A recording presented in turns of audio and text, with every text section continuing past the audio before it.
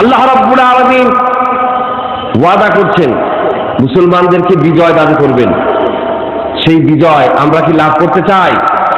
বিশ্বব্যাপী যে যুদ্ধ চলছে আজ, এই যুদ্ধে মুসলমানদেরকে যদি বিজয়ী হিসেবে দেখতে হয় তাহলে শর্ত পূরণ করতে হবে। আল্লাহ পাককে দায়ী করলে হবে না। অনেক দুর্বল মানসিকতার মানুষ এরকম আছেন যারা বলেন যে মুসলমানদের উপরে এত নির্যাতন, আর কত পরীক্ষা আমরা দেব। পরীক্ষাই তো দেওয়া হয় নাই। পরীক্ষা কি দেওয়া হয়েছে?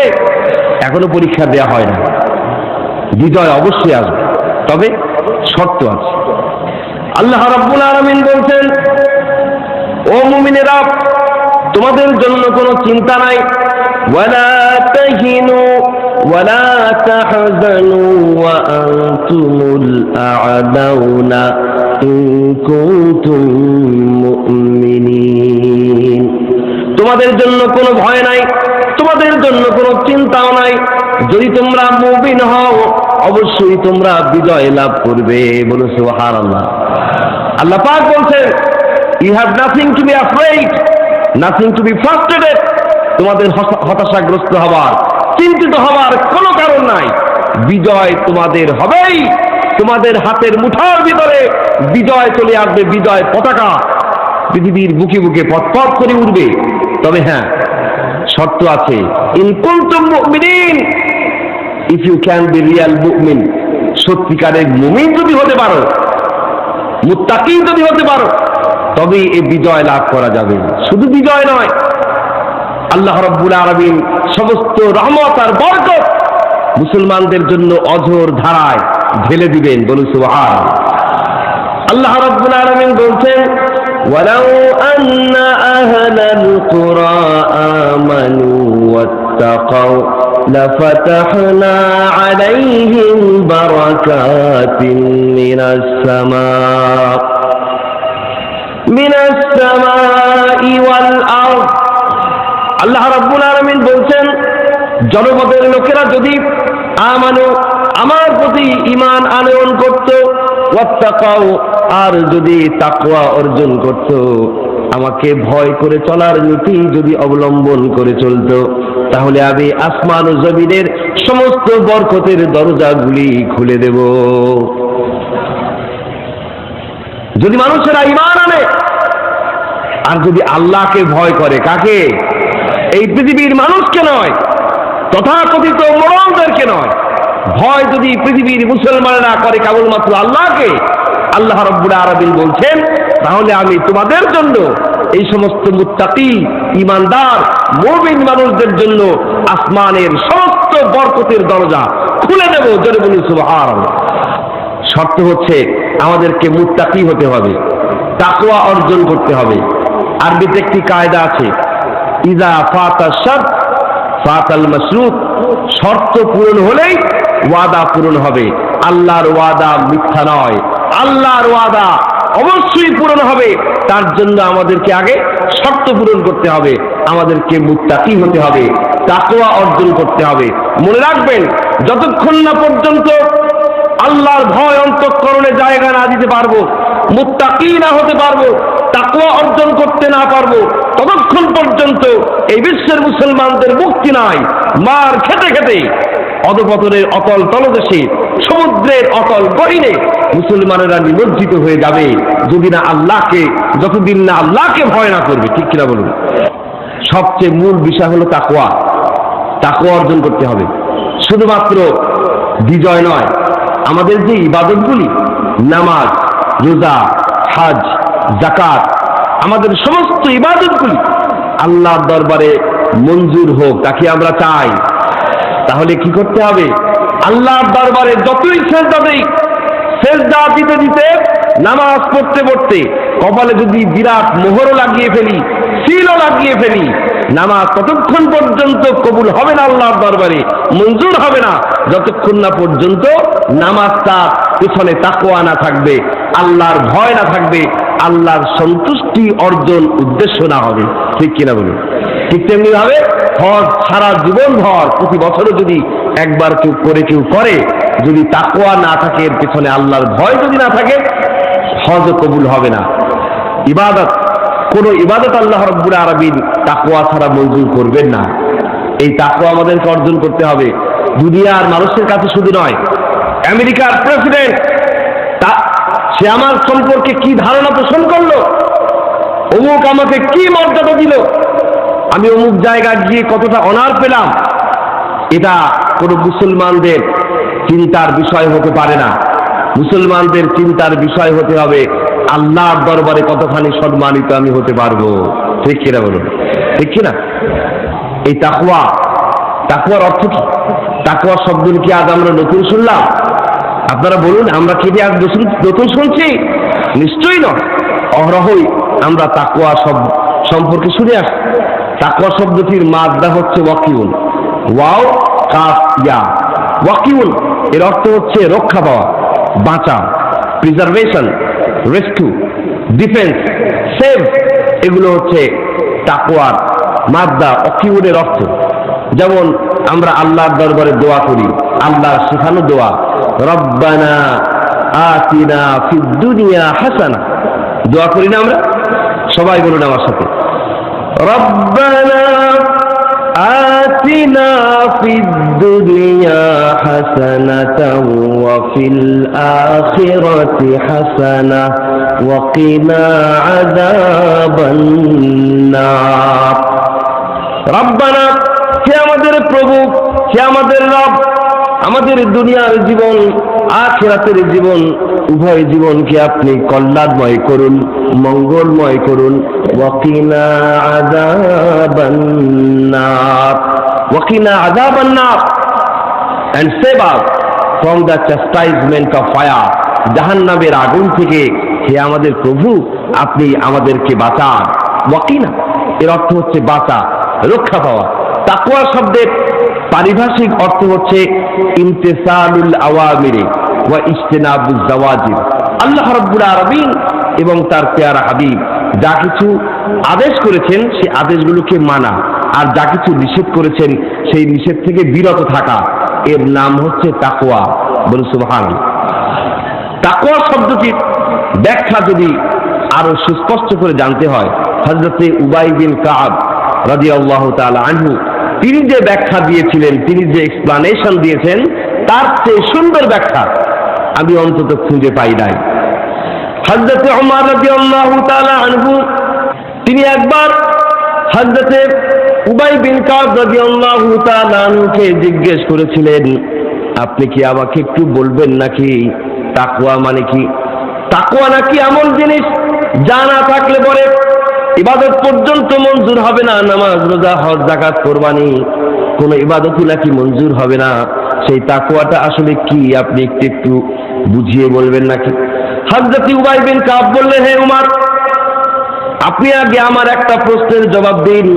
আপনি কি কখনো এমন কোন রাস্তা দিয়ে হেঁটেছেন নাকি যেই রাস্তাটা খুবই সংকীর্ণ, ভেরি ন্যারো লেন, খুবই চিকন একটা সরু গলিপথ, গিরিপথ, এরকম কোন পথ দিয়ে আপনি কখনো হেঁটেছেন কিনা? সেই রাস্তাটা শুধু যে সরু তাই শুধু নয়, বরং ওই রাস্তার দুই ধারে রয়েছে অসংখ্য কাঁটা যুক্ত লতাপাতা, এরকম রাস্তা দিয়ে হেঁটেছেন কিনা বলুন। হযরতে ওমর ইবনুল খাত্তাব রাদিয়াল্লাহু তাআলা আনহু বললেন, হ্যাঁ আমি তো এরকম রাস্তা দিয়ে হেঁটেছি। হযরত উবাই বললেন, আচ্ছা বলুন তো ওই রাস্তা দিয়ে আপনি যখন হেঁটেছেন তখন কিভাবে রাস্তাটা অতিক্রম করলেন? হযরতে ওমর ইবনুল খাত্তাব রাদিয়াল্লাহু তাআলা আনহু বললেন, ওই রাস্তা দিয়ে চলার সময় আমি আমার জামা কাপড়কে শরীরের সাথে আটো সাটো করে জড়িয়ে ধরে খুব সাবধানে, কেয়ারফুলি, সন্তর্পণে, সতর্কতার সাথে ওই রাস্তা দিয়ে আমি হেঁটেছি, যাতে করে কাঁটার আঘাতে আমার জামা কাপড় ছিঁড়ে না যায়, আমার শরীর যাতে ক্ষতবিক্ষত না হয়ে যায়, সেই জন্য খুব সাবধানে সন্তর্পণে ওই রাস্তা দিয়ে আমি হেঁটেছি। হযরতে উবাই বিন কাব বললেন, হে উমর, এর চেয়ে সুন্দর উদাহরণ তাকওয়ার জন্য আর কি হতে পারে? তিনি এই কথা দিয়ে এটাই বুঝাতে চাইলেন, হে উমর, আপনি যে সমাজে বসবাস করেন সেই সমাজ তুলসী পাতায় ধোয়া সমাজ, সে কথা তো বলা যাবে না। সেই সমাজে চুরি থাকতে পারে, ডাকাতি থাকতে পারে, ছিনতাই, রাহাজানি, হত্যা, সন্ত্রাস, অশ্লীলতা, বেহায়াপনা, আল্লাহর নাফরমানিতে ভরপুর থাকতে পারে সেই সমাজ, কিন্তু আপনি তো মুমিন, আপনার অন্তঃকরণে রয়েছে আল্লাহর ভয়, রয়েছে তাকওয়া। আপনি ওই সমাজে এমন ভাবে চলাচল করবেন যে যেভাবে আপনি ওই রাস্তা দিয়ে হেঁটেছেন, কাঁটার আঘাত থেকে বাঁচার জন্য, কাঁটার আঘাত থেকে রক্ষা পাওয়ার জন্য যেভাবে সাবধানে চলাচল করেছেন ওই রাস্তায়, ঠিক তেমনি ভাবে ওই সমাজে এমন ভাবে আপনি লাইফ লিড করবেন, এমন ভাবে জীবন যাপন করবেন যাতে করে সমাজের কোনো পাপের দাগ, গুনাহের গ্লানি আপনাকে স্পর্শ না করতে পারে। শুধু তাই নয়, আপনি যে নিজে শুধু সমাজে বেঁচে থাকবেন মুত্তাকি হিসেবে, পাপ থেকে বেঁচে যে চলবেন নিজে, এমনটি হলেও হবে না, বরং সমাজের সমস্ত মানুষদেরকে পাপের কাজ থেকে বাঁচাতে হবে। শুধু এখানেই শেষ নয় দায়িত্ব। আপনি যদি সত্যিকারের মুত্তাকি হতে চান, তাহলে আপনার ভিতরে এমন বিদ্রোহ কাজ করতে হবে, পৃথিবীর কোন প্রান্তে যদি একজন মুসলমানের গায়েও হামলা হয়, যদি আঘাত আসে, কোনো এক জায়গায় যদি ইসলামের উপরে আঘাত আসে, কোরআনের উপরে আঘাত আসে, সেই আঘাতের বেদনা আপনার ভিতরে অনুভূত হতে হবে। এর নামই হচ্ছে তাকওয়া। এর নাম কি ধরে বলুন? এর নাম হচ্ছে তাকওয়া। এই তাকওয়া যদি আমরা অর্জন করতে চাই, তাকওয়া কি আমরা অর্জন করতে চাই? সবাই নাকি এই কয়জন তাকওয়া অর্জন করতে চাই কিনা বলুন? তাকওয়া যদি অর্জন করতে চাই, আল্লাহর ভয় যদি অন্তঃকরণে জায়গা দিতে চাই, তাহলে সবার আগে আমাদেরকে যে কাজটি করতে হবে সেটি হচ্ছে তাকওয়ার থাকার জায়গাটা পরিচ্ছন্ন করতে হবে। তাকওয়ার আবাসন, তাকওয়ার লজিং, তাকওয়া একজন মেহমান হিসেবে আপনি ধরুন, আপনি আপনার বাড়িতে একজন মেহমানকে দাওয়াত দিয়েছেন, নিঃসন্দেহে ওই মেহমান আসার আগেই তার থাকার জায়গাটা আপনি পরিপাটি করে রাখবেন, ঠিক কিনা বলুন? ঠিক কিনা? এটি আপনি কেন করলেন? মেহমানের সম্মানে করেছেন। তাকওয়াকে একজন মেহমান মনে করুন, তাকওয়াকে আপনি দাওয়াত দিচ্ছেন, এই তাকওয়ার থাকার জায়গাটা পরিপাটি করতে হবে, পরিচ্ছন্ন করতে হবে। আগে আসুন আমরা জানি তাকওয়ার থাকার জায়গা কোনটা। তাকওয়ার থাকার জায়গা কি হাতের মুঠোয় নাকি মাথায়? তাকওয়া যেমন ইবাদতের মূল, ঠিক তেমনি ভাবে তাকওয়ার থাকার জায়গাও হচ্ছে শরীরের মধ্যে মূল জায়গা, যেটা প্রধান অঙ্গ, যেটা সেটাই হচ্ছে তাকওয়ার আবাসন। এবার আপনারা বলুন তো, তাকওয়ার থাকার জায়গা কোনটা? অন্তর। অনেকে মনে করেন শরীরের মধ্যে প্রধান অঙ্গ তো আমার ব্রেইন, ব্রেইন সচল না থাকলে তো কিচ্ছু চলবে না। না, আসল হচ্ছে হৃৎপিণ্ড, আপনার এই হার্টটা, কাল্ব, দিলটা মাংসের একটা টুকরা মাত্র। এই মাংসের টুকরাটা প্রতিনিয়ত সম্প্রসারিত হচ্ছে, আবার সংকুচিত হচ্ছে। সংকোচন সম্প্রসারণ অটোমেটিক্যালি স্বয়ংক্রিয়ভাবে হচ্ছে। একবার যদি হার্টটা সম্প্রসারিত থেকে যায়, সংকুচিত আর না হয়, অথবা সংকুচিত হবার পরে আর যদি সম্প্রসারণ না ঘটে, আপনার ব্রেইন, আপনার হাত, নাক, পাও, এগুলো কোনো কাজ কি করবে? আপনি আপনার গোটা শরীরটাকে, বিভিন্ন অঙ্গ প্রত্যঙ্গকে এক একটা মন্ত্রণালয় ভাগ করে দিন। আপনার পাকে একটা মন্ত্রী বানান, হাতকে একটা মন্ত্রী বানান, চোখ, নাক, কান, মুখ, এক একটা অঙ্গ প্রত্যঙ্গ, প্রত্যেকটা অর্গানকে একটা করে মন্ত্রী বানান। আপনি দেখতে পাবেন আপনার এই বডির ক্যাবিনেটের প্রধানমন্ত্রী, প্রাইম মিনিস্টার হচ্ছে আপনার হার্ট, দিলটা, ঠিক কিনা বলুন? দিলটাই হচ্ছে আসল। দিলটা যে আসল, হযরত লোকমান হাকিমের সেই পরীক্ষার কথা মনে পড়ে গেল। হযরত লোকমান হাকিম পরীক্ষার মাধ্যমে বুঝিয়ে দিয়েছিলেন যে দিলটা, হার্টটা হচ্ছে মানুষের শরীরের প্রধান অঙ্গ। হযরত লোকমান হাকিম তিনি একজন সাধারণ কৃতদাস ছিলেন, স্লেভ ছিলেন, কিন্তু আল্লাহ রাব্বুল আলামিন তাকে এমন অগাধ পাণ্ডিত্য দান করেছেন যে তার নামে একটি সূরা পর্যন্ত রয়েছে। তিনি তার সন্তানকে যে সমস্ত নসিহত করেছেন, জ্ঞান গর্ভ উপদেশ দিয়েছেন, সেই উপদেশ থেকে বাছাইকৃত কিছু উপদেশ সূরা লোকমানের ভিতরে আল্লাহ পাক ঢুকিয়ে দিয়েছেন। বলো সুবহানাল্লাহ। হযরত লোকমান হাকিম তিনি দেখতে কোনো সুশ্রী ব্যক্তি ছিলেন না, তার নাক ছিল বোচা। তাফসীরে এসেছে হযরত লোকমানের নাক ছিল বোচা, গায়ের রং গাঢ় কৃষ্ণ বর্ণ, খর্বাকৃতির, অত্যন্ত বেঁটে ছিলেন তিনি, ঠোঁট ছিল পুরু। এরকম একজন ব্যক্তি হযরত লোকমান হাকিম দেখলে যার সাথে কথা বলতে ইচ্ছে করতো না, সেই লোকমান হাকিম তিনি কি করতেন, মাঠে ময়দানে তিনি মেষ চড়াতেন, গরু ছাগল চড়াতেন, কাঠ চেরাইয়ের কাজ তিনি করতেন। এই লোকমান হাকিম মাঠের কোনায় দাঁড়িয়ে যখনই তিনি কাজের ফাঁকে সময় পেতেন, তখনই ওই ফাঁকটাকে কাজে লাগাবার জন্য, সময়টাকে কাজে লাগাবার জন্য মাঠের কোনায় দাঁড়িয়ে তিনি জ্ঞান গর্ব বক্তব্য রাখতে শুরু করতেন। দুজন চারজন লোক নিয়ে বক্তব্য শুরু করতেন, আর তার জ্ঞান গর্ব বক্তব্য শোনার জন্য ধীরে ধীরে জনসমুদ্রে পরিণত হয়ে যেত। আর মানুষেরা ঘন্টার পর ঘন্টা ধরে মন্ত্রমুগ্ধের মতো তার বক্তব্য শুনতে থাকত। ঘটনাক্রমে তিনি যে একজন জ্ঞানী ব্যক্তি, এই খবর কেউ একজন গিয়ে তার মনিবের কাছে বলল যে আপনার যে গোলাম রয়েছে লোকমান, তার তো অনেক জ্ঞান, আপনি জানেন নাকি? তিনি বললেন সে তো আমার কাছেই থাকে, অহর্নিশ আমার কাছেই থাকে, কিন্তু তার যে এত জ্ঞান তা তো আমি জানি না। ঠিক আছে, আজকে আসুক, তার জ্ঞানের একটা পরীক্ষা নিব আমি। হযরত লোকমান হাকিম বাড়িতে আসলেন। মনিব লোকমানকে দেখে বললেন, লোকমান, শুনেছি তোমার নাকি অনেক জ্ঞান, তো আজকে আমি তোমার জ্ঞানের একটু পরীক্ষা দিতে চাই। হযরতে লোকমান হাকিম বললেন, মনিব, আমার জ্ঞানের দৌরাত্ম্য কতখানি আমি তা তো জানি না। মনিব একজনকে অর্ডার করলেন, 2টা বকরি এখানে হাজির করো।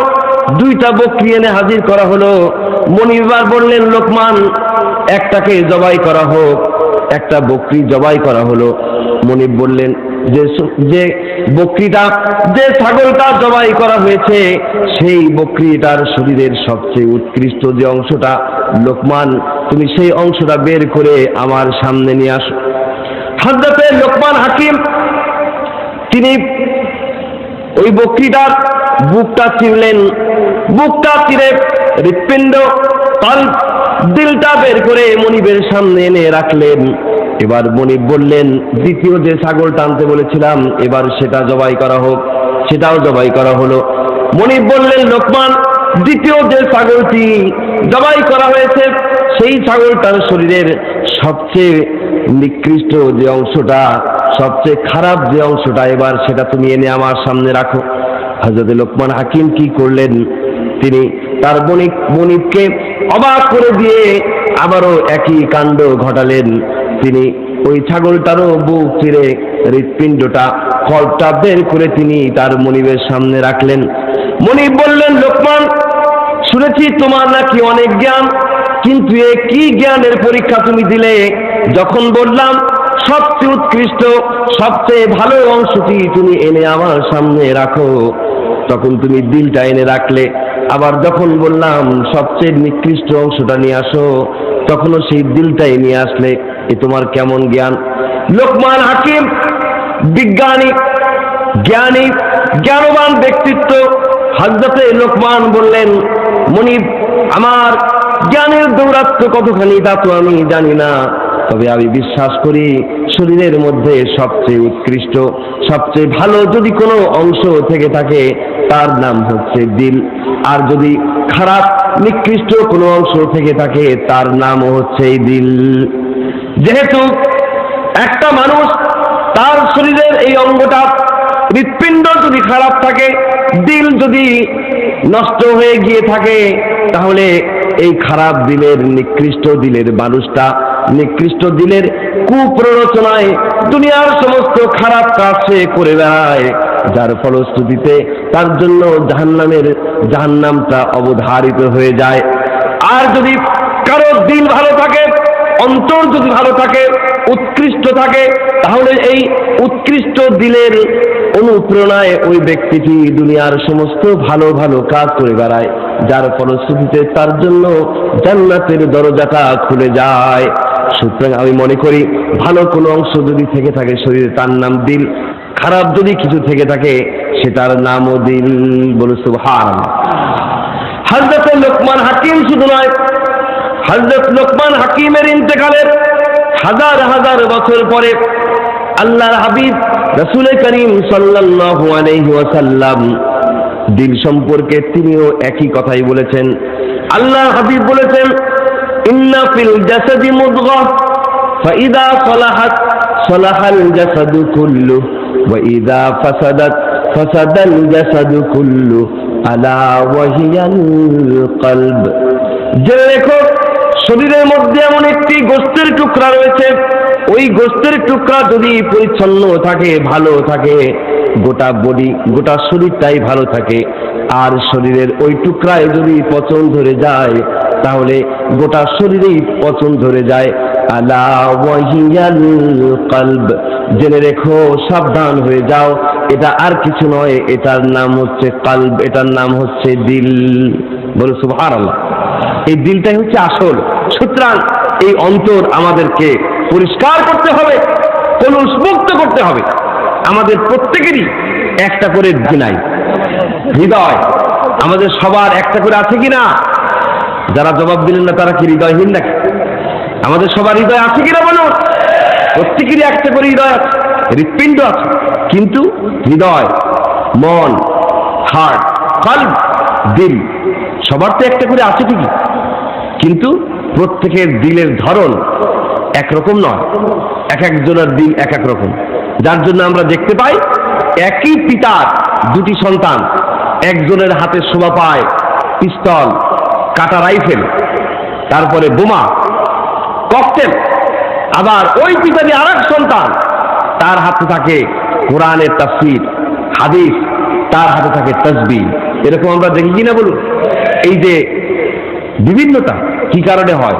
যেহেতু মানুষের দিল এক একজনের এক এক রকম। এই দিলগুলো নিয়ে যদি আপনি রিসার্চ করেন, গবেষণা করেন, তাহলে দেখতে পাবেন দিল, অন্তর মূলত হয় তিন প্রকার। অন্তর মূলত কয় রকম? তিন রকম। এই এক্সপেরিমেন্টটা কিন্তু আমি চালাই নাই, এই এক্সপেরিমেন্ট চালিয়েছেন শেখুল ইসলাম ইমাম ইবনে তাইমিয়া। শেখুল ইসলাম ইমাম ইবনে তাইমিয়া তার আমরাদুল কুলুব ওয়া শিফাউহা, diseases of heart and their cures, এই গ্রন্থে তিনি লিখেছেন এই দিলকে তিন ভাগে ভাগ করেছেন রিসার্চের মাধ্যমে। শেখুল ইসলাম ইমাম ইবনে তাইমিয়া তার আমরাদুল কুলুব ওয়া শিফাউহা এই গ্রন্থে তিনি লিখেছেন অন্তর হয় মূলত তিন রকম। একটা হচ্ছে পিওর হার্ট, আর একটা হচ্ছে ইল হার্ট, আর একটা হচ্ছে ডেড হার্ট। অন্তর হয় তিন ধরনের, একটা হচ্ছে অসুস্থ দিল, আর একটা হচ্ছে মৃত দিল। এই তিন ধরনের দিল হয়ে থাকে। মানুষের সুস্থ দিল কিভাবে এটা বোঝা যাবে? আল্লাহ রাব্বুল আলামিন বলছেন, ইয়াউমা লা ইয়ানফাউ মালুন ওয়ালা বানুন ইল্লা মান আতাল্লাহা বিকলবিন সালিম। আল্লাহ রাব্বুল আলামিন বলেন, সেদিন তোমাদের ধন সম্পত্তি, তোমাদের সহায় সম্পত্তি, সন্তান সন্ততি, এগুলো কোনো কাজে আসবে না। তবে হ্যাঁ, সুস্থ দিল নিয়ে যদি আল্লাহর দরবারে কেউ হাজির হতে পারে, তাহলে এটাই তাকে ফায়দা দেবে। বলুন সুবহানাল্লাহ। সুস্থ দিল আমার বুঝবো কিভাবে?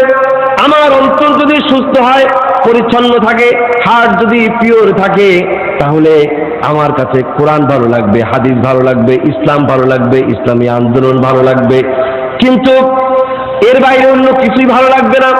অন্তর যদি সুস্থ থাকে, তাহলে ওইভাবে আগে যেমন বলেছিলাম, পৃথিবীর কোনো প্রান্তে যদি ইসলামের উপরে আঘাত আসে, তাহলে পৃথিবীর অপর প্রান্তে বসবাসকারী সুস্থ দিলের সেই মানুষটার শরীরে আগুন জ্বলে যাবে। বুঝতে হবে তার অন্তরটা হচ্ছে সুস্থ। তার অন্তর কি? এবার আসুন অসুস্থ দিল। ফি কুলুবিহিম মারাদুন ফাযাদাহুমুল্লাহু মারাদা, তাদের অন্তরে রোগ রয়েছে, সেই রোগ আল্লাহ রাব্বুল আলামিন আরো বাড়িয়ে দেন। অন্তরে তাদের রোগ রয়েছে, রোগাক্রান্ত দিল। অন্তরে কি রয়েছে? রোগ রয়েছে। অনেকে বলে আবার যে অন্তরে যদি রোগ থাকি, তাহলে এই রোগ আবার ভালো হবে কিভাবে? আল্লাহ তো রোগ দিয়েছে। এ রোগ কি আল্লাহ দিয়েছেন? না, অন্তরের এই রোগটা, স্পিরিচুয়াল এই যে ডিজিজটা, এই ডিজিজটা তার নিজের করা। সে ব্যক্তি আল্লাহর নাফরমানি করতে করতে অন্তরটাকে রোগাক্রান্ত করে ফেলেছে। আপনার যদি কোনো অসুখ হয়, কারো যদি জ্বর হয়, অথবা অন্য কোনো অসুখ যদি হয়, এই অসুখের যদি চিকিৎসা না করে সেই রোগটা কি কমবে নাকি বাড়বে? ঠিক তেমনি করে অন্তরে যদি কারো রোগ ধরা পড়ে, সেই রোগের যদি চিকিৎসা কেউ না করে, রোগ তো স্বভাবতই বাড়বে। এটা তো স্বাভাবিক নিয়ম।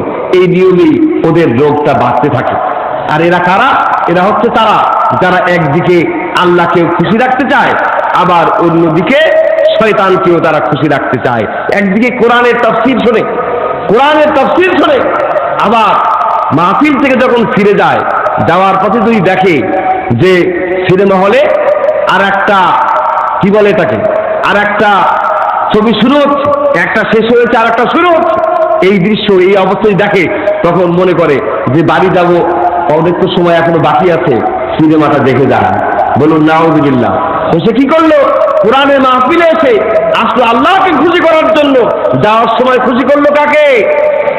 মসজিদ মে যাকে নামাজ পড়ো, होटल पे शराब पियो, ताकि रहमान भी राजी रहे, शैतान भी नाराज ना हो। যার দিল অসুস্থ, তার অবস্থা হয় এইরকম, সে একদিকে মসজিদে গিয়ে নামাজ আদায় করে, আবার যদি সুযোগ পেয়ে যায় তাহলে শরাবখানায় গিয়ে সে মদ পান করে আসে। বলুন নাউযুবিল্লাহ। এটা হচ্ছে অসুস্থ দিল। 3 নম্বরে আসুন, ডেড হার্ট,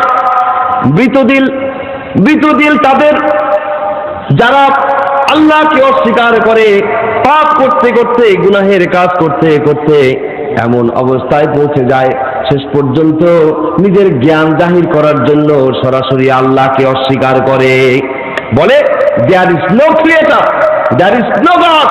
স্রষ্টা বলতে কেউ নাই, বলে আল্লাহ বলতে কেউ নাই। জোরে বলুন নাউযুবিল্লাহ। এরা হচ্ছে মৃত দিলের মানুষ।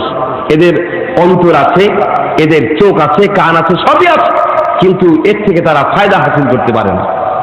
আল্লাহ রাব্বুল আলামিন এই সমস্ত নাস্তিক মুরতাদদের সম্পর্কে বলছেন, লাহুম কুলুবুন লা ইয়াফকাহুনা বিহা ওয়া লাহুম আ'য়ুনুন লা ইউবসিরুনা বিহা ওয়া লাহুম আযানুন লা ইয়াসমাউনা বিহা।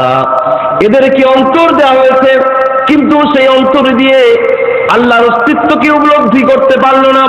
তাদেরকে চোখ দেওয়া হয়েছে, কিন্তু সেই চোখ দিয়ে আল্লাহর সৃষ্টি জগৎ দেখলো, আল্লাহর নিয়ামত রাজি দেখলো, কিন্তু আল্লাহর সৃষ্টি জগতের ভিতরেই যে আল্লাহর অস্তিত্ব বিরাজমান সেটা তারা দিব্য চক্ষু দিয়ে দেখতে পারলো না। তাদেরকে কান দেওয়া হয়েছে, সেই কান দিয়ে কোরআন শুনলো, কোরআনের তাফসীর শুনলো, কিন্তু এক কান দিয়ে ঢুকিয়ে আর এক কান দিয়ে বের করে দিল, কর্ণকুহর দিয়ে ঢুকিয়ে বর্মমূলের জায়গা করে নিল না। এরা হচ্ছে নাস্তিক। এরা কি? এরা নাস্তিক, এরা মুরতাদ, এরা সমাজের নিকৃষ্ট জীব, এরা জাহান্নামের কি, যারা আল্লাহকে অস্বীকার করে। ঠিক কিনা বলুন? আল্লাহ রাব্বুল আলামিন এদের সম্পর্কে বলছেন, উলাইকা কাল আনআম বাল হুম আদাল। এরা হচ্ছে 4 পায়া জানোয়ারের মতো, চতুষ্পদ জন্তুর মতো, বরং এর চেয়েও এরা নিকৃষ্ট। এই নাস্তিকেরা, এরা 4 পায়া জন্তু জানোয়ারের চেয়েও এরা নিকৃষ্ট। এই 3 ধরনের হার্ট। সুস্থ দিল, কলবে সালিম, এই সুস্থ দিলটা হচ্ছে মুমিনের দিল। সুস্থ দিলটা কাদের দিল? আরো জোরে বলুন, কাদের দিল? সুস্থ দিলটা হচ্ছে মুমিনের দিল, আর অসুস্থ দিলটা হচ্ছে মুনাফিকের দিল। আর মৃত দিল, এই দিলটা কাদের? নাস্তিক, মুরতাদ, এদের দিলটা মৃত। এখন এই যে 3 ধরনের দিলের ক্রাইটেরিয়া, আলামত, এটি জানার পরে আমরা কি এই মুহূর্তে আমাদের নিজেদের দিলের পরীক্ষা নিতে পারবো না? যে এই মুহূর্তে আমাদের দিল কোন পর্যায়ে রয়েছে, পরীক্ষাটা আমরা নিতে পারবো কিনা বলুন? একটু চিন্তা করে বলুন তো, সবচেয়ে বেশি কোন দিলের মানুষ দুনিয়ায় আছে? অসুস্থ। অসুস্থ দিলের মানুষে দুনিয়া ভরে গিয়েছে। একদিকে আল্লাহকে খুশি রাখতে চায়, এমন এমন কাজ করে যাতে আল্লাহ খুশি থাকে, আবার এমন কাজও করে যাতে তাগুত, ইসলাম বিরোধী, কোরআন বিরোধী, আল্লাহদ্রোহী শক্তিও তার প্রতি খুশি থাকে। এই হচ্ছে আজ মুসলমানদের অবস্থা, ঠিক কিনা বলুন? অসুস্থ দিলে গোটা বিশ্বের মানুষ, গোটা বিশ্বটা ভরে গিয়েছে। এর থেকে আমরা পানা চাই, ঠিক কিনা বলুন? আল্লাহর কাছে এই অসুস্থ দিল থেকে, মৃত দিল থেকে আল্লাহর কাছে আমরা ক্ষমা চাই, পানা চাই, মুক্তি চাই। সবাই বলুন আমিন। ভারতের সাবেক শিক্ষামন্ত্রী, সাবেক কংগ্রেস নেতা আল্লামা আবুল কালাম আজাদ বলতেন, মুঝে ये डर है कि दिल जिंदा तू ना मर जाए, ये जिंदगानी इबारत है तेरे जीने से। হে আমার জীবিত আত্মা, আমি বড় ভীত সন্ত্রস্ত থাকি, ভীত বিহ্বল থাকি, তখন না জানি তোর মৃত্যু হয়ে যায়। কারণ তোর বেঁচে থাকা মানেই হচ্ছে আমার বেঁচে থাকা, আর তোর মরে যাওয়া মানেই হচ্ছে আমার মরে যাওয়া। অন্তর যদি বেঁচে থাকে আমরা বেঁচে থাকবো, অন্তর মরে গেলে এই বড়া দিলের মানুষ দিয়া কোনো কাজ হবে না, কোনো কাজে আসবে না। এরা অনর্থক, অথর্ব এগুলো মৃত দিলের মানুষ যারা। তবে মরা দিলের মানুষ যারা, তাদের হতাশাগ্রস্ত হবার কোনো কারণ নাই। আমার এই কথা শুনে কোনো কারণ কি আছে? যাদের দিল অসুস্থ, ওই অসুস্থ দিলের মানুষেরও হতাশাগ্রস্ত হওয়ার কোনো কারণ নাই, যেহেতু আল্লাহ রাব্বুল আলামিন অসুস্থ দিলকে সুস্থ করা উপায় বের করে দিয়েছে। উপায় আছে কিনা বলুন? অসুস্থ দিলকে সুস্থ করা যায়। শুধু তাই নয়, মরা দিলকেও জিন্দা করা যায়। একটা মানুষ যদি মারা যায়, সারা বিশ্বের সমস্ত চিকিৎসক, সমস্ত চিকিৎসা বিজ্ঞানী একত্রিত হয়েও ওই মানুষটাকে ভালো বানাতে পারবে না, সুস্থ করতে পারবে না। কিন্তু অন্তর যদি কারো মরে যায়, সেই অন্তরটাকে, মরা দিলকে সুস্থ করা যায়, অসুস্থ দিলকে সুস্থ করা যায়। সেই জিনিসটার নাম কি? কোন জিনিসটা দিয়ে করা যায়? তার নাম হচ্ছে কোরআন। জোরে বলুন, সেই জিনিসটার নাম কি? এটা হচ্ছে হার্ট ক্লিনার, হৃদয় পরিষ্কারক, হৃদয় পরিষ্কারক যন্ত্র। তার নাম হচ্ছে কোরআন। হৃদয়টা পরিষ্কার করতে হবে। এই যে সেনাবাহিনী, যৌথ বাহিনী সম্প্রতি তাদের সদ্য সমাপ্ত যে অভিযানটা চালালো আমাদের প্রিয় জন্মভূমি বাংলাদেশ থেকে সন্ত্রাসের মূলোৎপাটনের জন্য, তারা যে অভিযানটা চালালো, এই অভিযানটার নাম তারা কি দিয়েছিল? Clean heart operation. কিন্তু তারা কাজটা করেছে কি? তারা অবৈধ অস্ত্র ধরেছে, ইলিগাল আর্মস ধরেছে, তারা সন্ত্রাসীদেরকে তো গ্রেফতার করেছে। কিন্তু অপারেশনটা, অভিযানটার নাম দিল ক্লিন হার্ট অপারেশন, হৃদয় পরিষ্কারক অভিযান। এই নামটা তারা কেন দিল? এই জন্য এর একটা বাজে তাৎপর্য আছে, সিগনিফিকেন্স আছে। তারা এই নামটা এই জন্য দিয়েছে, ওই সন্ত্রাসীদের কাছ থেকে অবৈধ অস্ত্র উদ্ধার করে সন্ত্রাসের মূলোৎপাটন সম্ভব নয়।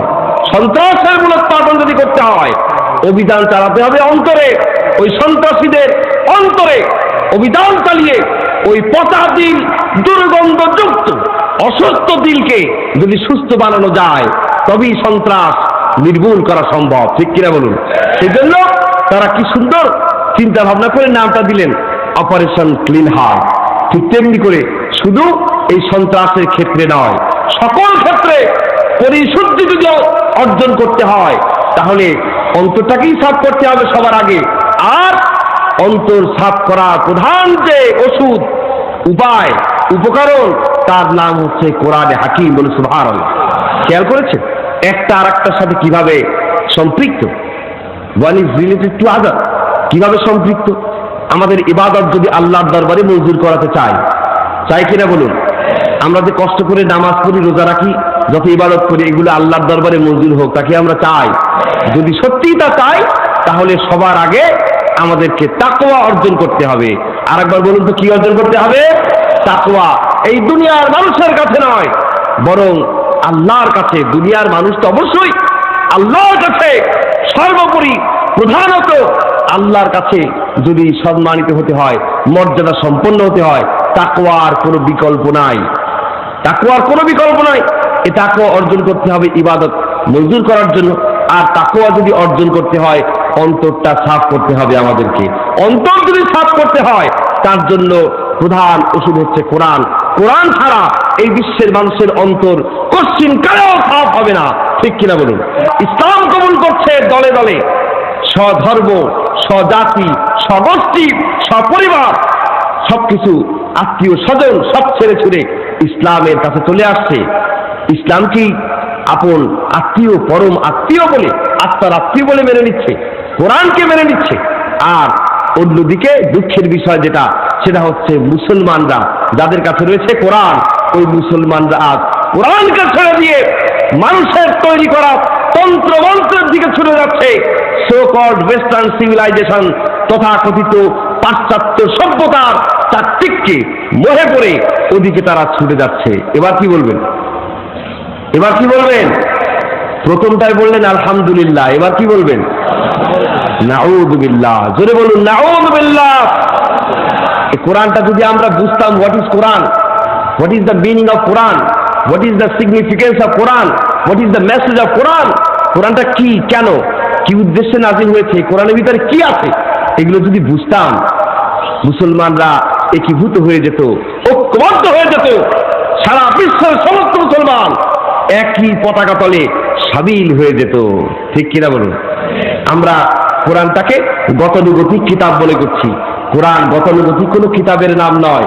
অমুসলিমরা আজ ইসলাম কবুল করছে কি খালি খালি? আর ইসলাম বিরোধী শক্তি মুসলমানদের উপরে যে নিধনযজ্ঞ চালাচ্ছে, এটাও খালি খালি না, অনর্থক না। বিশ্বের বুকে ইসলামের এই যে পুনর্জাগরণ, অমুসলিমরা যে হার ইসলাম কবুল করছে, ওদের পায়ের তলার জমিন খসে যাচ্ছে, ওদের ক্ষমতার মস্তকগুলি থরথর করে কেঁপে উঠছে।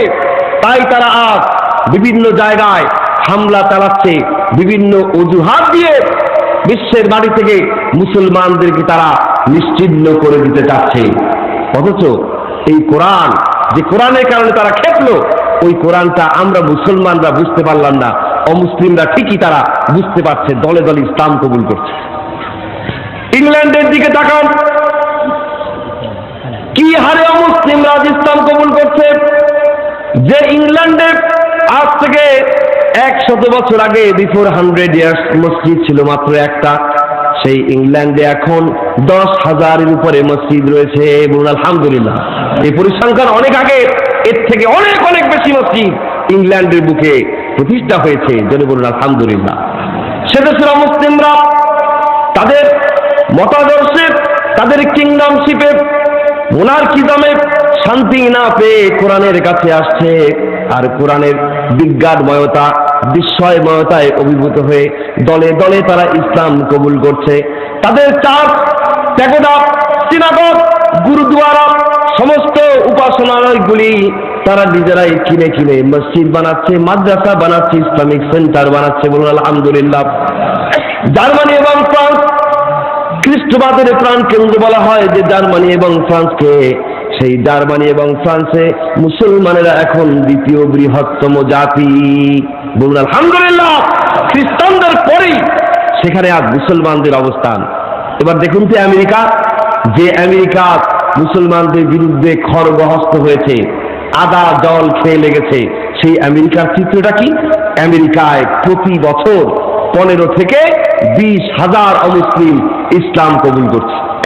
আফগানিস্তানে হামলার পরে এই কিছুদিন আগের একটা স্ট্যাটিস্টিক্সে পরিসংখ্যানে দেখা গেছে, এ পর্যন্ত আমেরিকা 52টি স্টেটে 47,000 মুসলিম ইসলাম কবুল করেছে। সেদেশের লাইব্রেরিগুলোতে কোরআন কেনার জন্য লাইন দিয়েছে লম্বা লম্বা, কেউ এক একটা লাইব্রেরিতে কোরআন কেনার জন্য, হাদিস কেনার জন্য, সিরাত গ্রন্থ কেনার জন্য। বলুন আলহামদুলিল্লাহ। সেই কোরআনটা ওরা বুঝতে চায়, আমরা বুঝতে চাই না। ওরা ইসলাম কেন কবুল করছে? দেখতে পাচ্ছে সমস্ত ধর্মগ্রন্থগুলি মানুষের তৈরি করা, কিন্তু এই কোরআন মানব রচিত নয়। এই কোরআন কি মানুষের তৈরি করা? প্রমাণ, কোরআন যখন নাজিল হলো সেই যুগে আরবি ছিল ইন্টারন্যাশনাল ল্যাঙ্গুয়েজ, যেমন করে আজকে ইংরেজি হচ্ছে আন্তর্জাতিক ভাষা, সেই যুগে আরবি ছিল আন্তর্জাতিক মানসম্পন্ন, বিশ্ব মানসম্পন্ন ভাষা। সেই যুগে আরবি ভাষায় কবিতা লিখে, প্রবন্ধ রচনা করে একজন আর একজনের সাথে প্রতিযোগিতা করত, কম্পিটিশন করত। সেই যুগে কোরআন নাজিলের ধারাবাহিকতায় সূরা কাউসার অবতীর্ণ হয়ে গেল। সেই যুগের মানুষেরাও স্বীকার করেছে এই কোরআন কোনো মানুষের রচনা নয়। সূরা কাউসার অবতীর্ণ হলো। 3টি আয়াত, 3 আয়াত বিশিষ্ট ছোট্ট একটি সূরা। ইন্না আ'তাইনাকাল কাউসার, এটা কোন সূরা? সূরা কাউসার। কোরআন এমন এক কিতাব, যদি আপনি বুঝে পড়েন সওয়াব হবে, না বুঝে পড়লে কি হবে? সওয়াব হবে। প্রতিটা অক্ষরে অক্ষরে দেখি কত করে? 10 করে নাকি? সূরা কাউসার আপনারা জানেন কিনা? সবাই জানেন কিনা? আসুন আমরা তেলাওয়াত করি। বিসমিল্লাহির রহমানির রহিম। ইন্না আ'তাইনাকাল কাউসার ফাসাল্লি লিরাব্বিকা ওয়ানহার ইন্না শানিআকা হুয়াল আবতার। 3 আয়াত বিশিষ্ট সূরা কাউসার অবতীর্ণ হলো। কেউ একজন অতি উৎসাহী সূরা কাউসারের প্রথম 2টা আয়াত কাবা শরীফের গায়ে লাগিয়ে দিল আর ঘোষণা করে দিল, ও আরব জাহানের বড় বড় কবিরা, সাহিত্যিকেরা, তোমরা তো কবিতা লিখে পরস্পরের সাথে প্রতিযোগিতা করো, আর কোরআন কি বলো মুহাম্মাদের রচনা করা কিতাব, মুহাম্মাদের হেলুসিনেশন, মুহাম্মাদের মতিভ্রম বলুন নাউযুবিল্লাহ। তো ঠিক আছে, অতি সম্প্রতি সূরা কাউসার অবতীর্ণ হয়েছে। সেই সূরার প্রথম 2টা আয়াত, ছোট্ট একটি সূরা, ছোট্ট ছোট্ট 2টা লাইন কাবা শরীফের গায়ে লাগিয়ে দেওয়া হয়েছে। তোমরা পারলে 3 নম্বর আয়াতটা এখানে লিখে লাগিয়ে দিয়ে যাও। সমস্ত বড় বড় কবি সাহিত্যিকরা মাথার ঘাম পায়ে ফেলে প্রাণান্তকর প্রচেষ্টা চালাতে লাগলো, কিন্তু কেউ সফল হতে পারলো না, সবাই ব্যর্থ হয়ে গেল। সুবহানাল্লাহ, ব্যর্থ হয়ে গেল সবাই। শেষ পর্যন্ত কবি লাবিদ, সেই যুগের সেরা কবি লাবিদ, তিনি চিন্তা করলেন সবাই তো ব্যর্থ হয়ে গেল, কিন্তু আমি আর যাই কোথায়?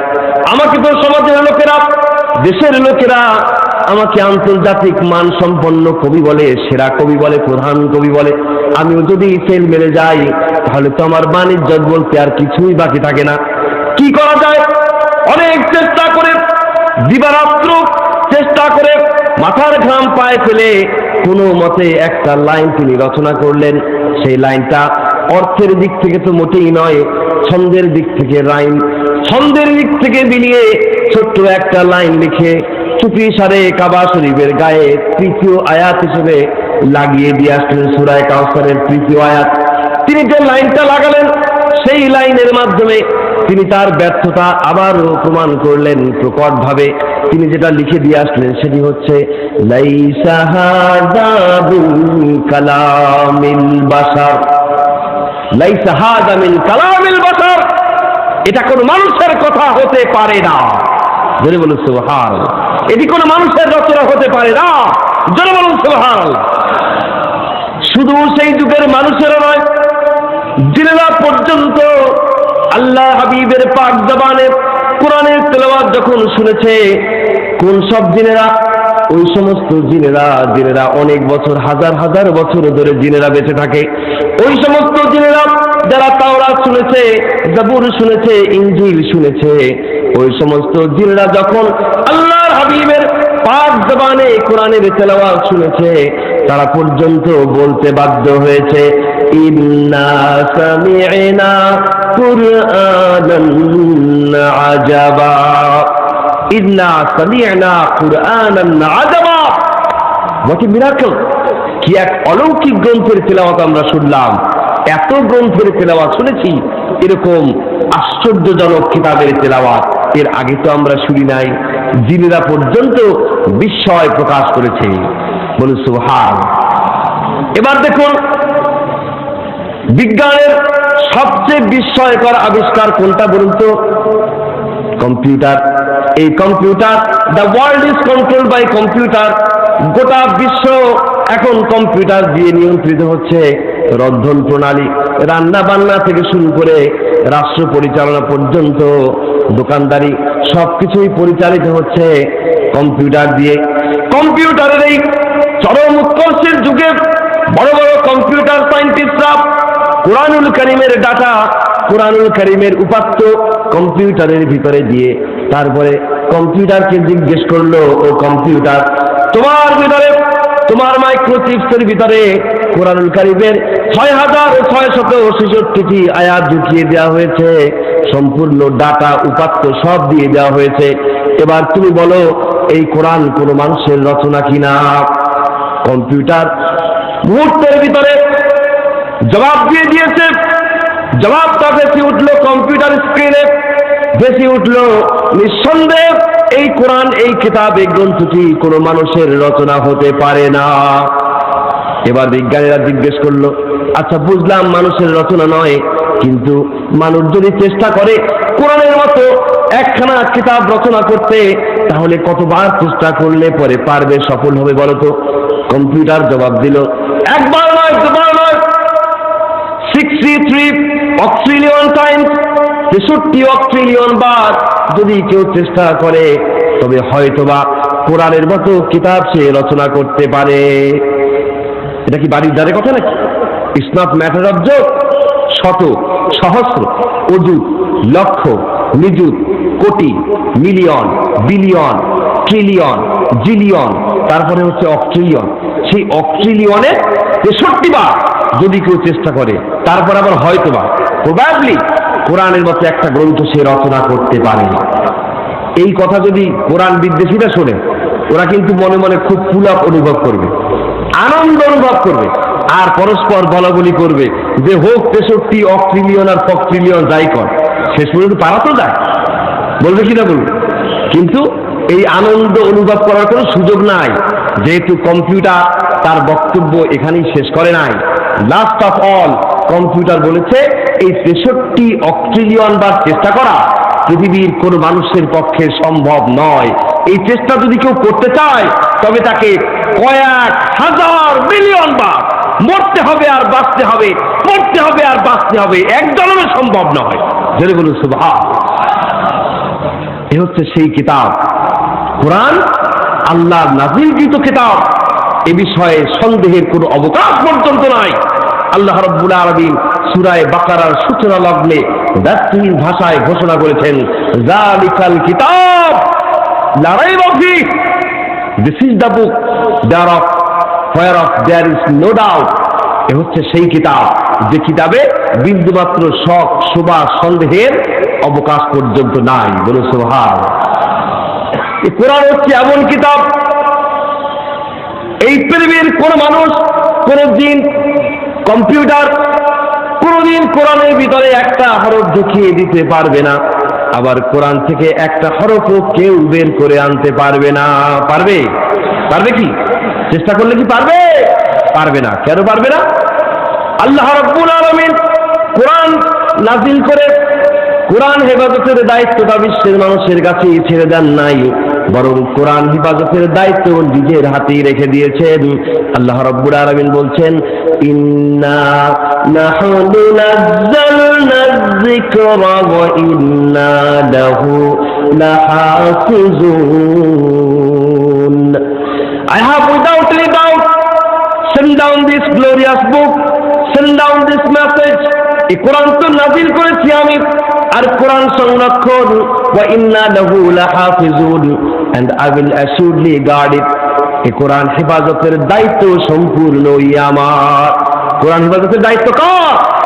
আল্লাহ রাব্বুল আলামিন কোরআন হেফাজতের দায়িত্ব নিয়েছেন, কোরআন মুখস্থ করার ব্যবস্থা করেছেন। সূরা কামার আল্লাহ রাব্বুল আলামিন 4 বার বলেছেন, ওয়ালাকাদ ইয়াসসারনাল কুরআনা লিযিকর, and I made the Quran easy to understand। কোরআন বোঝা, মনে রাখা, স্মরণে রাখা, ফেস করা আমি সহজ করে দিয়েছি। জোরে বলুন সুবহানাল্লাহ। কোরআনুল কারীমে প্রত্যেকটি সূরা শুরুতে বিসমিল্লাহ এক একটা করে সিল আছে, মোহর আছে। আছে কিনা বলুন? সব কয়টায়? সবটাই নাই কিন্তু, খোঁজ দিয়ে দেখুন। পৃথিবীর কোন কোরআনের কপিতে, পৃথিবীতে কোরআনের কোন কপিতে আপনি সূরা তাওবার শুরুতে বিসমিল্লাহির রহমানির রহিম পাবেন না। পাওয়া যাবে? পাওয়া যাবে না। সূরার সংখ্যা কোরআনে কয়টা? 114। এই 114কে 19 দিয়ে ভাগ করা যায়। প্রত্যেকটা সূরা শুরুতে বিসমিল্লাহির রহমানির রহিম আছে, কিন্তু সূরায়ে তাওবায় নাই। বিসমিল্লাহির রহমানির রহিমের সংখ্যা দাঁড়ালো কয়টা? 113। এই 113 কিন্তু 19 দিয়ে ভাগ করা যায় না। যায়? তাহলে কি আল্লাহর এই যে গাণিতিক বন্ধন যেটা সৃষ্টি করলেন, এটা কি ব্যর্থ হয়ে গেল? নিশ্চয়ই নয়। আল্লাহ রাব্বুল আলামিন সুকৌশলী। তিনি সূরা আন-নামলের ভিতরে রানী বিলকিস হযরত সুলাইমান আলাইহিস সালামের ঘটনা বর্ণনা দিতে গিয়ে, হযরত সুলাইমান আলাইহিস সালাম দ্বীনের দাওয়াত দিয়ে যে চিঠিটা পাঠিয়েছিলেন রানী বিলকিসকে, সেই চিঠির উল্লেখ করতে গিয়ে কোরআনে সূরা আন-নামলের ভিতরে আল্লাহ রাব্বুল আলামিন বিসমিল্লাহির রহমানির রহিম সূরার মধ্যে ঢুকিয়ে দিয়ে বিসমিল্লাহর সংখ্যা গোটা কোরআনে 114 পূর্ণ করে দিলেন। ওই 114কে 19 দিয়ে ভাগ করা যায়। জোরে বলুন সুবহানাল্লাহ। হুরুফে মুকাত্তাআত বিশ্বে এমন কোন গ্রন্থ নাই, এমন কোন এনসাইক্লোপিডিয়া নাই, এমন কোন বিশ্বকোষ নাই, এমন কোন গ্রন্থই নাই যে গ্রন্থে এরকম আশ্চর্যজনক কোন শব্দ আছে কোন চ্যাপ্টারের শুরুতে। পাওয়া যাবে একমাত্র গ্রন্থ কোরআন। কোরআনুল কারীমে বিচ্ছিন্ন কতগুলি অক্ষর আছে বেশ কিছু সূরার শুরুতে, যেগুলোকে বলা হয় হুরুফে মুকাত্তাআত, যার অর্থ এই বিশ্বের কোনো মানুষ জানে না। রাসূল করিম সাল্লাল্লাহু আলাইহি ওয়াসাল্লাম বলেননি, আল্লাহ পাক কাউকে জানাননি, আল্লাহু আ'লামু বিমুরাদিহি, এর অর্থ জানেন কেবলমাত্র আল্লাহ। এই হুরুফে মুকাত্তাআত 14টি বর্ণে, 14টি ভিন্ন ভিন্ন বিন্যাসে 29টি সূরা শুরুতে আছে। এখন আপনি যোগ করুন 14, 14, 29 ইকুয়াল টু 57। এই 57কে 57কে 19 দিয়ে ভাগ করা যায়। জোরে বলুন সুবহানাল্লাহ। এভাবে করে বলে শেষ করা যাবে না। গোটা কোরআন আল্লাহ পাক সূরা আল মুদাসসির আয়াত নম্বর 30 আল্লাহ পাক বলছেন আলাইহা 19, তার উপরে রয়েছে 19। এই 19 সংখ্যার যে গাণিতিক বন্ধন আল্লাহ রাব্বুল আলামিন একটা চেইন, নিউমেরাল চেইন সৃষ্টি করে রেখেছেন। এই চেইন, এই শৃঙ্খল ভঙ্গ করা ক্ষমতা পৃথিবীর বুকে কারো হয় নাই, আর কোনোদিন হবেও না। বলুন সুবহানাল্লাহ। আল্লাহ রাব্বুল আলামিন কোরআন বিশুদ্ধতার গ্যারান্টি দিচ্ছেন। এই কোরআন যদি আমি ছাড়া অন্য কারো পক্ষ থেকে আসতো, তাহলে কোরআনের মধ্যে অনেক উল্টা পাল্টা কথা পাওয়া যেত। আল্লাহ রাব্বুল আলামিন বলছেন আফালা ইয়াতাদাব্বারুনাল কুরআন ওয়ালাউ কানা বি'ইনদি গায়রিল্লাহি লাওয়াজাদু ফীহি ইখতিলাফান কাসীরা। আফালা ইয়াতাদাব্বারুনাল কুরআন, do they not think deeply about the Quran? এরা কি কোরআন নিয়ে চিন্তা গবেষণা করে না? এই কোরআন যদি আমি ছাড়া, আল্লাহ ছাড়া অন্য কারো পক্ষ থেকে আসতো, তাহলে লাওয়াজাদু ফীহি, তাহলে অবশ্যই এতে পাওয়া যেত ইখতিলাফান কাসীরা, অসংখ্য বৈপরীত্য, অনেক উল্টাপাল্টা কথা পাওয়া যেত। মানে কি? মানে হচ্ছে কোরআনে যা বলা হয়েছে বাস্তবে তার কোনো মিল খুঁজে পাওয়া যেত না। কোরআন বলছে একটা, বাস্তব আর একটা, এটাই পাওয়া যেত। কিন্তু বিজ্ঞান কি বলছে? উল্টা পুল্টা কিছু পাচ্ছে বিজ্ঞান না, বরং বিজ্ঞান যেখানে ব্যর্থ হচ্ছে, কোরআন সেখানে সঠিক তথ্যটা দিচ্ছে। 1400 বছর আগে কোরআন যা বলেছে, আজকের বিজ্ঞানীরা সেগুলো পড়ে তেলাওয়াত করে অধ্যয়ন করে তারা হতবাক হয়ে যাচ্ছে, বিস্ময়ে অভিভূত হয়ে যাচ্ছে। 1500 বছর আগে এই কথাগুলো ওই উম্মি নবী তিনি জানলেন কি করে? তারা বিশ্বাস করতে বাধ্য হচ্ছে কোরআন কোনো মানুষের রচনা নয়। বলে বলে সুবহানাল্লাহ। ছোট্ট একটা উদাহরণ দেই, সূরা হাদীদ। সূরা হাদীদ আল্লাহ রাব্বুল আলামিন সূরা হাদীদের লোহার কথা বলেছেন। হাদীদ মানে লোহা, দা আয়রন। আল্লাহ পাক বলছেন ওয়া আনজালনাল হাদীদা ফীহি বা'সুন শাদীদুন ওয়া মানাফি'ু লিন-নাস। আমি লোহা নাযিল করেছি, ফীহি বা'সুন শাদীদ, এতে রয়েছে প্রচুর শক্তি, মাইটি পাওয়ার, ওয়া মানাফি'ু লিন-নাস, আর মানুষের জন্য প্রভূত কল্যাণ। এই আয়াত আমরা অনেকেই পড়েছে, কিন্তু পড়া পর্যন্তই শেষ, তেলাওয়াত করি খালাস। আমরা এই আয়াত নিয়ে চিন্তা করি নাই। বিজ্ঞানীরা, অমুসলিম বিজ্ঞানীরা কোরআনের এই আয়াত নিয়ে রিসার্চ করেছেন যে আল্লাহ পাক যে বললেন কোরআনে যে এলো ওয়া আনজালনাল হাদিদা, আমি লোহা নাজিল করেছি। I have revealed iron. লোহা আবার নাজিল হয় কিভাবে? নাজিল হওয়া মানে তো উপর থেকে কোনো জিনিস নিচের দিকে নেমে আসে। এই লোহাটা উপর থেকে নামলো, এটা আবার কেমন কথা? তারা গবেষণা করে দেখলেন, হ্যাঁ আসলে ঠিক, লোহা হচ্ছে এমন একটি ধাতু যা এই দুনিয়ায় উৎপন্ন করা সম্ভব নয়। লোহা দিয়ে দা, খোলতা, কোদাল, কুড়াল, কাঁচি কত কিছুই তো বানানো হয়, কিন্তু লোহা কি কেউ বানাতে পারবে না। লোহা আছে কোথায়? খনির ভিতরে। খনি থেকে লোহা উত্তোলন করে সেই লোহাকে রিফাইন করে তারপরে তা দিয়ে কি বানানো হয়? ওই টাইটানিকের মতো জাহাজ বানানো হয়, সুপারসনিকের মতো দ্রুতগামী বিমান বানানো হয়। কিন্তু লোহা এই দুনিয়ায় কেউ বানাতে পারবে না। বিজ্ঞানীরা গবেষণা করে বললেন যে লোহা তৈরি করতে কেন সম্ভব নয়? লোহা তৈরি করতে যে পরিমাণ তাপমাত্রার দরকার, এই তাপমাত্রা ভূপৃষ্ঠে নাই, দুনিয়ায় নাই। লোহা তৈরি করতে তাপমাত্রা প্রয়োজন 15 লক্ষ সেলসিয়াস। 15 লক্ষ সেলসিয়াস তাপমাত্রা দরকার। এই তাপমাত্রা দুনিয়ায় নাই, এটা আছে সূর্যলোকে। তারা বললেন before billions of years, crore crore বছর আগে সূর্যলোকে একটা প্রচন্ড বিস্ফোরণ হয়েছিল। সেই বিস্ফোরণের ফলে লোহা নামক ধাতুটি মহাশূন্যে ছড়িয়ে পড়ে। এরপর পৃথিবীর যে ল অফ গ্র্যাভিটেশন, পৃথিবীর যে মাধ্যাকর্ষণ শক্তি, এই মাধ্যাকর্ষণ শক্তি লোহা নামক ধাতুটিকে নিচের দিকে নামিয়ে দিয়ে আসে। লোহার নাজিল হয়, পৃথিবীর বিভিন্ন জায়গায় লোহার খনির সৃষ্টি হয়ে যায়। এটা হচ্ছে লোহা নাজিলের শানে নজুল। লোহা পৃথিবীর মানুষ বানাতে পারে না, লোহা এভাবেই খনির ভিতরে এসেছে। প্রশ্ন হচ্ছে রাসূল করিম সাল্লাল্লাহু আলাইহি ওয়াসাল্লাম তিনি তো কোনো পদার্থ বিজ্ঞানী ছিলেন না, তো তার পক্ষে কি করে সম্ভব হলো এই কথা বলা যে লোহা নাজিল হয়েছে? এটা কি তার পক্ষে বলা সম্ভব? যদি বলে এটা কি সম্ভব? এটাই প্রমাণ করে এই কোরআন মানব রচিত নয়, নিঃসন্দেহে এটি ডিভাইন স্ক্রিপচার, ঐশী গ্রন্থ। দুনিয়ার কোন মানুষ এটা রচনা করে নাই। কোরআন নাজিল হয়েছে আর নাজিল করেছেন গোটা বিশ্ব জাহানের স্রষ্টা আল্লাহ রাব্বুল ইজ্জত ওয়াল জালাল। জোরে বলুন সুবহানাল্লাহ।